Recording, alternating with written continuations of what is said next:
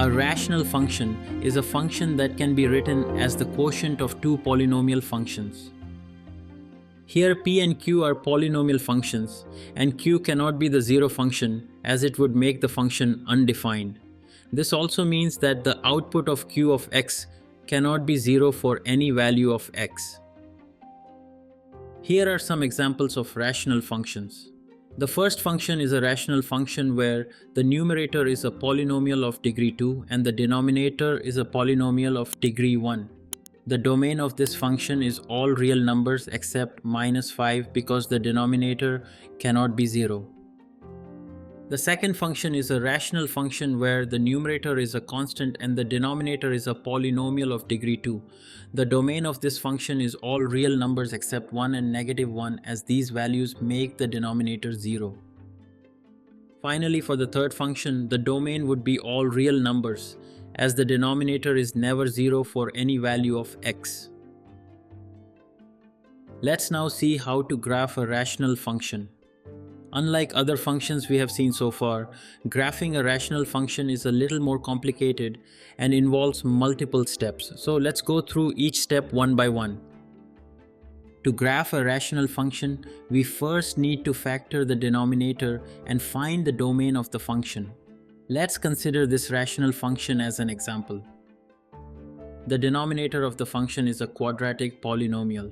We can factor the denominator like this. By factoring the denominator, we can see that the domain of the function is all real numbers except 2 and -2.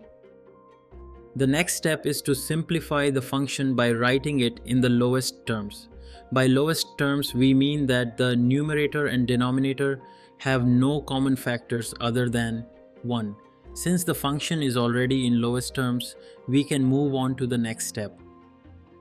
The third step is to find the x-intercepts and y-intercepts of the function.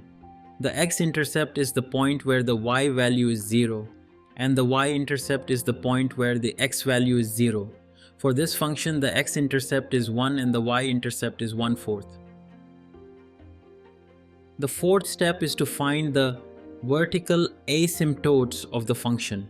Vertical asymptotes are the vertical lines where the function approaches infinity. In other words, the function has a vertical asymptote at x equal a if the denominator of the function is 0 at x equal a. And we already know that the denominator of this function is 0 at x equal 2 and -2.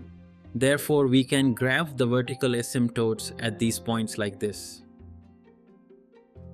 Next, we need to find the horizontal asymptote of the function. A rational function is said to have a horizontal asymptote if the degree of the numerator is less than the degree of the denominator. For this function, this is the case as the degree of the numerator is 1 and the degree of the denominator is 2. Therefore, the horizontal asymptote would be at y equals 0. We can graph the horizontal asymptote like this. This tells us that the function approaches 0 as x approaches infinity.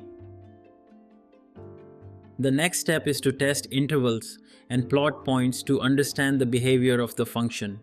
We can test the function at different points to see how the function behaves in each interval. To do this, we pick test points in each interval separated by the vertical asymptotes.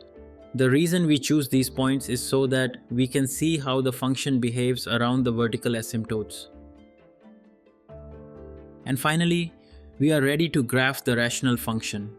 We can plot the function by connecting the points we have found so far. We can graph the functions individually in the intervals to avoid the discontinuities at x equal 2 and -2. And that's how you graph a rational function. By following these steps, you can graph any rational function and understand its behavior.